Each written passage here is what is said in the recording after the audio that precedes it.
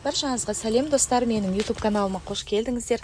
Каналға тіркеліп, қоңырауды басып қойды ұмытпаңыздар. Бүгін сіздермен осындай өте дәмді ресторандағы солянкадан асып түсетін, ешқандай жидкий дым қоспай-ақ ысталған дәмімен дайындалатын солянка әзірлейміз. Яғни біз солянкаға ысталған тауық етін қолданатын боламыз. Видеоны соңына дейін көруді ұмытпаңыздар. Ал ендеше бастайық. Бірінші біз сорпамызды дайындап алуымыз керек. Отқа суды қойып, ішіне сиыр етін саламыз. Менде сиырдың жілік етінің бульоны өте дәмді болады. Және ысталған тауықтың жарты еті. Ысталған тауық дайын, бірақ біз сорпаға салып 30 минут 40 минутта қайнатып, ысталған дәмін алуымыз керек. Қақпағын жауып қайнатамыз. Бір бұрқ еткесін, көбігін алуды ұмытпаңыздар. Көбігін алып болғасын, сорпамызға бір сәбіз, бір пияз, лавр жапырақтарын саламыз. Және де осындай түйіршіктелген бұрыштарымызды саламыз. Татымына қарай тұздаймыз. Тұзды көп қосып қоймаңыздар. Себебі біз алдағы уақытта қиярдың рассолын қосатын боламыз. Қақпағын жауып, бір бұрқ еткесін бәсең отта қайнатамыз. Шамамен 40 минут өткесін біз тауықтың етін сүзіп аламыз. Тауық өзінің ысталған дәмін сорпаға әбден берді. Енді сүзіп аламыз да суытып болғасын тауықтың етін майдалап турап дайындап қоямыз. Алдағы уақытта солянкамызға турап қосатын боламыз. Сәбіз піссе сәбізді де сүзіп алсаңыздар болады, ал сиыр етін ары қарай пісіре береміз. Енді қалған ингредиенттерімізді дайындаймыз. Яғни шұжықтар, тауық еті, сиыр еті барлығы және қияр бір мөлшерде болғаны дұрыс. Мына менде бағана бульонда піскен сәбіз және бір кішкене пияз жеткілікті болады. Біздің сиыр етіміз дайын болды. Шамамен 1 сағат 40 минуттай қайнады. Енді сүзіп ала береміз. Етті сүзіп алып, суытып, оны да майдалап турап дайындап қоямыз. Сорпаны ары қарай қолданатын боламыз. Бөлек ыдысқа ішіне май құйып, бірінші пиязымызды қуырамыз. Пиязымыз сарғайғанша, қызарғанша, жұмсарғанша қуырамыз. Шамамен 5 минуттай.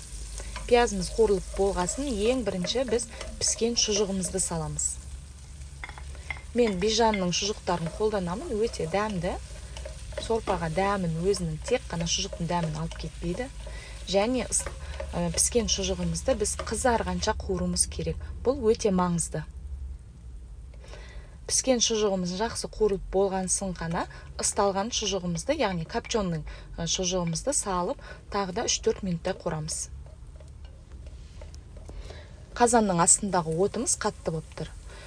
Енді паприка қосамыз. Менде ысталған паприка, егер ондай паприкаларыңыз болмаса, кәдімгі классический паприка қоссаңыздар да болады. Енді 2 ас қасық томат салып, тағы да 3-4 минуттай қуырамыз. Томатымызды жақсылап қуырып болғасын, еттерімізді салып бастаймыз. Яғни сиыр еті, ысталған тауық еті, шикі майда туралған картоптарымызды саламыз. Барлығын араластырып боламыз да, жаңағы бульонымызды сүзіп солянкамызға құямыз. Сорпаның иісі өте керемет, тауықтың ысталған дәмі шығып тұр. Енді қиярдың рассолын құямыз. Шамамен мен 400-450 грамдай рассол құйдым.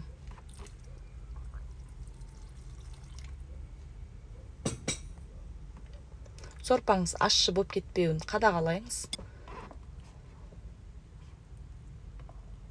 Енді ең соңғы кезеңде біз майдалап туралған, тұздалған қиярымызды және сәбізімізді салып, араластырамыз да қақпағын жауып, картопы піскенше, яғни 15 минуттай ғана пісіреміз.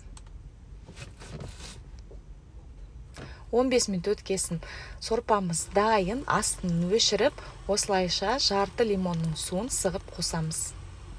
Лимонның суы қосымша дәм беріп, керемет үйлесетін болады.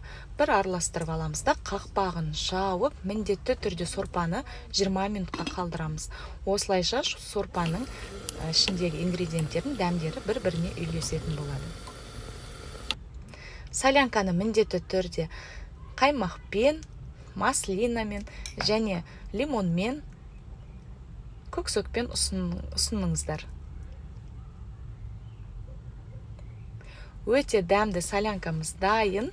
Рецепті соңына дейін көрсеңіздер, рецепт ұнаса, каналға тіркелуді ұмытпаңыздар және пікір қалдыруды ұмытпаңыздар.